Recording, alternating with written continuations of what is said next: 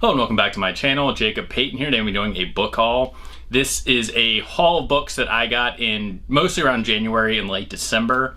I meant to do it actually in January, but I just didn't have the time.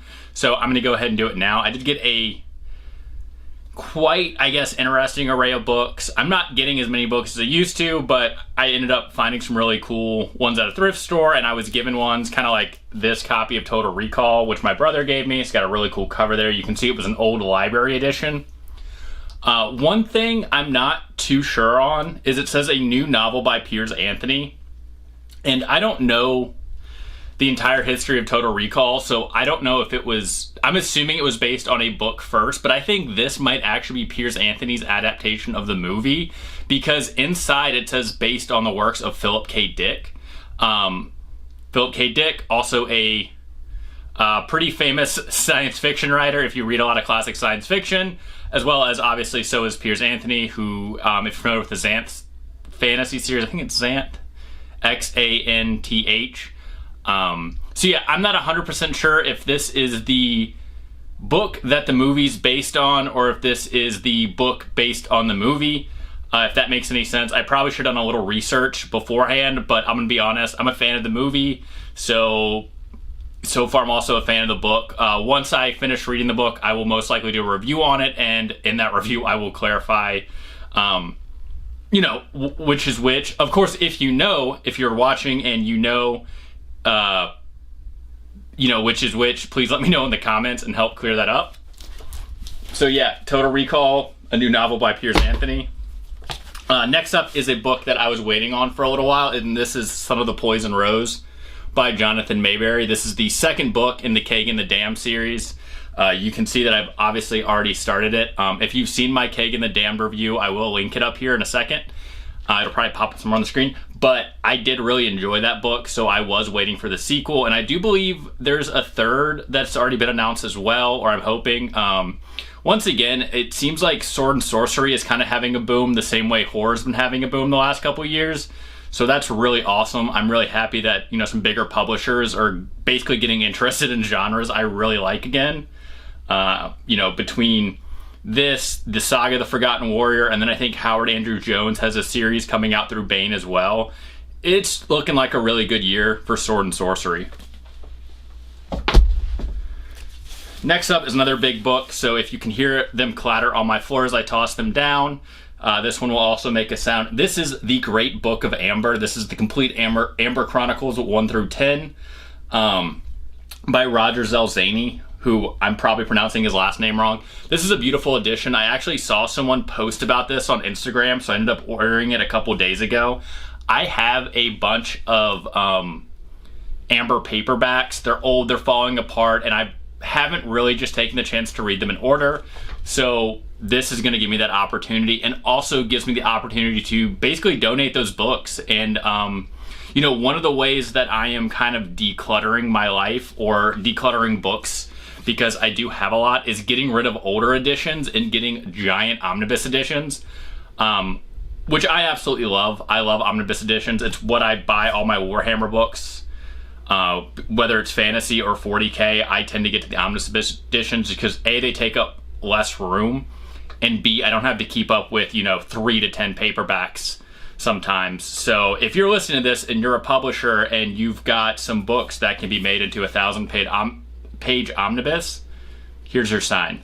I'm excited to read this. There's also a TV show that I do believe is in the works based on this. I don't know what the ETA date of that is. I also don't really know much about the Chronicles of Amber, other than that everyone has always told me I needed to read it, and that it is, you know, one of the building blocks of modern fantasy. Other than that, I don't know a whole lot about it, but I am excited to read it.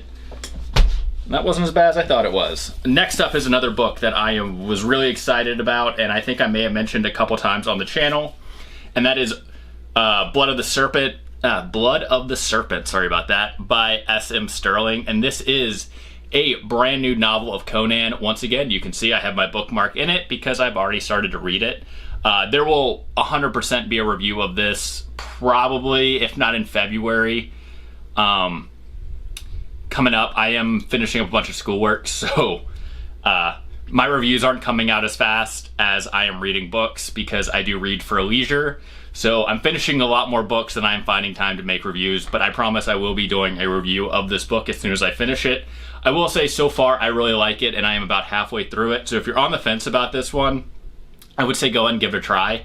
I am enjoying it so far and I'm a big fan of Conan.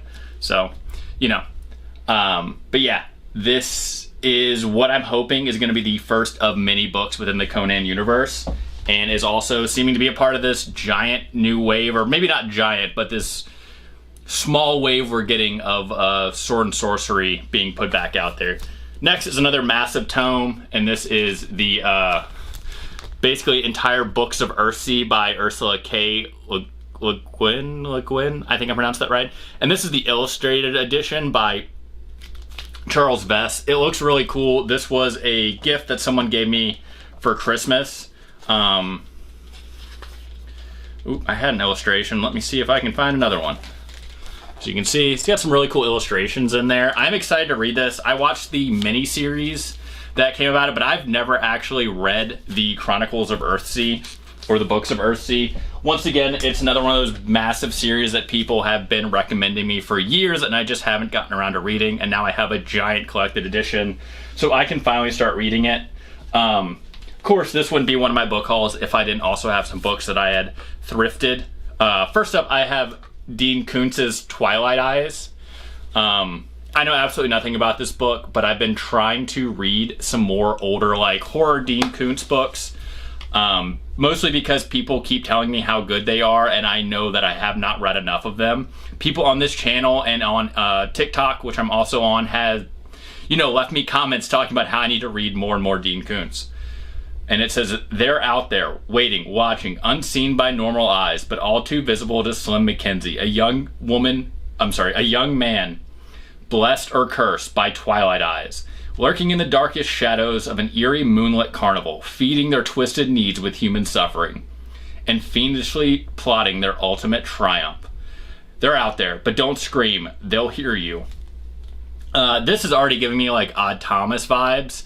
I'm kind of familiar with that series. He can kind of see these shadow beings, and once they lurk around something, then those shadow beings kind of cause mischiefs or like human evil to occur.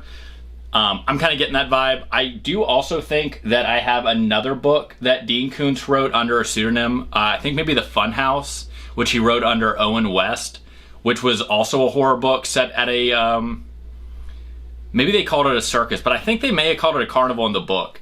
Either way, he does seem to like to set things around carnivals and circuses, is the only point I'm trying to make. I will read this, I will review it, but I will say that if I draw a lot of lines between this and Odd Thomas, that's what my review will mostly be about. But yeah, I got this book for like 50 cents, and I'm pretty excited to read it. Next up, I have The Video Avenger. This is another choose your own adventure book. I've been picking these up for fun and just kind of flipping through them. I mean, they're not very long. This is like 92 pages. I'll probably die at least twice. That seems to happen a lot when I do these like choose your own adventure. I like picking them up most because I don't see them anymore. It seems like a lot of people just maybe threw these away, but I remember I used to see them at thrift stores all the time, and now they just seem to be disappearing. So I don't know if people just maybe aren't buying them like they used to, so thrift stores are just kind of tossing them, or if more people are collecting them. But I haven't really seen them for sale on eBay or anything like that. I don't know if anyone seriously collects these things. I don't. I just kind of pick them up for fun, and then sometimes I re-gift them to friends. This is the Twist-A-Plot. This one, I'll be honest, I'll probably keep on my shelf just because I do like the super pixelated video game cover, but it'll all depend on, once again, if I can get one of these pesky stickers off. People have given me tips in the past. Some of them have worked, some of them haven't. I should probably do a video on removing those at some point. I do think there are probably some people that will probably be interested in that. Next up, and lastly, is a whole bunch of books. I'm not going to bore you guys by reading the back of all of them, but this is the Daniel Boone series by Dodge Tyler, and this is the Cantucks. I'll show you guys the cover, but this seems to be like a pulp series based on Daniel Boone without an I or an E in his name. It's just Daniel. I had never heard of this, and this is also the first time I've seen these. I went to a used bookstore, and they just kind of had a whole bunch of them on their bargain bin, and I was basically told, hey, if you buy these, we will cut you a deal. So I got the whole set. I'm hoping they're not, I'm hoping they're good. Right away, I mean, some of the covers are super cheesy, but they're also giving me a real Western vibe, and I love Westerns. So I'm hoping for the best. But like I said, I'm in a couple different Pulp Fiction groups, and I've yet to see anyone talk about these. So I don't know if they're good, or if this might be one of those series that kind of suffered during, you know, kind of when a lot of these series were being written, that Pulp Fiction era of like the 70s, 80s, and 90s, where a lot of these big series had multiple writers writing for them, and they just didn't seem to be super well loved later on. Or it could be that these are rare and I just didn't know that. I did kind of, some of it's kind of hokey. A lot of these feature like Native Americans waving American flags. I don't know a whole lot about Western history, but I know enough to say that probably wasn't really happening during the time period that these books are set in, especially not in Daniel Boone's time. But either way, I'm going to give them a chance.